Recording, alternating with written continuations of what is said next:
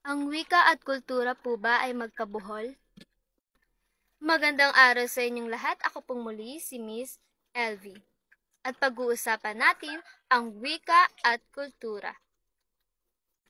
Tatandaan po natin na ang wika at kultura ay matalik na magkaugnay. Kaya ang wika at kultura ay magkabuhol. At isa pa po, ang wika at kultura ay hindi maaaring paghiwalayin. Kaya ganun na lamang kahalaga ang wika at kultura. Karagdagang kaalaman po, ang pagkawala o pagkamatay ng wika ay nangangahulugan din ng pagkawala o pagkamatay ng kultura.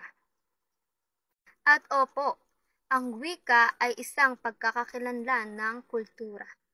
Ngayon, bibigyan ko po kayo ng isang katanungan. At gusto ko po na kayo mismo ang hahanap ng kasagutan sa inyong sarili. At ito ang aking katanungan. Sa Pilipinas po ba, ang nyebe ay parte ng ating kultura? Inaasahan kong malaman niyo ang kasagutang ito. Maraming salamat at salamat sa inyong pakikinig.